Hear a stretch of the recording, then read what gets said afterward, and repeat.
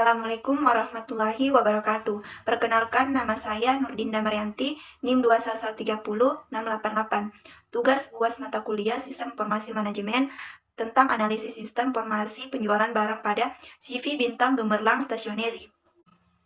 Yang pertama itu ada analisis permasalahan. Definisi permasalahan. Saat ini PT CV Bintang masih melakukan penginputan ada penjualan dengan menggunakan program Microsoft Excel sehingga data mudah dirubah dan rentan terhadap kecurangan karyawan. Penyebabnya itu yaitu karena belum adanya sistem informasi yang digunakan dalam penginputan data penjualan.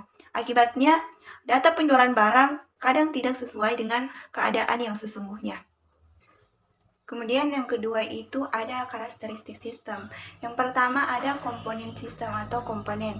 Sesuatu yang menjadi bagian sistem, ada pelanggan, masyarakat, karyawan, dan owner. Kemudian yang kedua itu ada batasan sistem atau boundary. Sistem informasi yang dibangun pada penjualan terbatas pada pengaturan ada stok barang, pembayaran, penjadwalan, manajemen pelanggan, dan laporan. Kemudian yang ketiga itu ada lingkungan. Ada pelanggan dan masyarakat.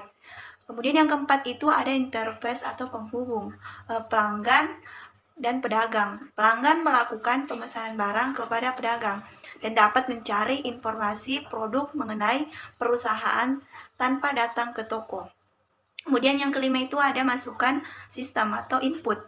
Proses penjualan meliputi informasi tentang barang yang dibeli. Ada informasi pelanggan, di mana nama, alamat, metode pembayaran yang dipilih. Kemudian yang keenam itu ada pengelolaan sistem atau proses. Melakukan verifikasi ketersediaan barang, penghitung total pembayaran, pengurangan. Kemudian yang ketujuh atau terakhir ada keluaran sistem output.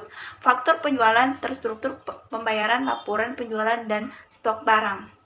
Kemudian yang ketiga itu ada deskripsi solusi, analisis komponen sistem informasi. Berdasarkan hasil dari penjualan barang terhadap sistem tersebut, maka pada penjualan barang, perusahaan dapat mengoptimalkan proses penjualan mereka, meningkatkan efisiensi, meningkatkan kepuasan pelanggan, dan mengidentifikasi peluang bisnis yang lebih baik.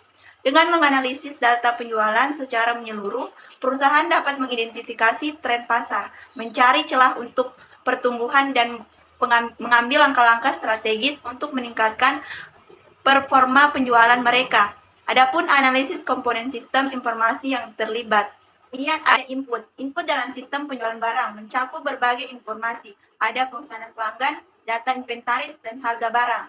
Informasi pelanggan, input memasuki sistem penggunaan formulir, perangkat elektronik, atau integrasi. Kemudian yang kedua itu ada model. Model yang digunakan dalam sistem penjualan barang dapat melibatkan ada pemodelan data pelanggan, ada inventaris, dan transaksi. Hal ini membantu dalam mengorganisir pengelolaan dan menghubungkan data yang terkait dalam sistem.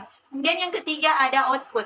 Output dalam sistem penjualan barang mencakup faktor laporan penjualan, konfirmasi pesanan, dan catatan pengiriman. Kemudian yang kelima ada teknologi. Teknologi yang digunakan dalam sistem penjualan barang dapat termaksud perangkat keras, perangkat lunak, dan inventaris jaringan. Contohnya teknologi yang umum digunakan ada komputer, terminal penjualan, perangkat mobil, sistem point of sales, dan aplikasi perangkat lunak penjualan. Kemudian database. Database digunakan dalam sistem penjualan barang untuk menyimpan dan mengelola data penjualan, inventaris, pelanggan, dan transaksi. Hal ini memungkinkan akses cepat dan efisien kepada informasi yang diperlukan untuk proses penjualan. Terakhir itu ada kontrol. Kontrol dalam sistem penjualan barang mencakup mekanisme yang mengontrol akses pengguna, pengelola, keamanan data, dan menerapkan prosedur bisnis yang sesuai. Ini melibatkan pembatasan, akses pada pengguna, pengawasan transaksi, dan verifikasi data.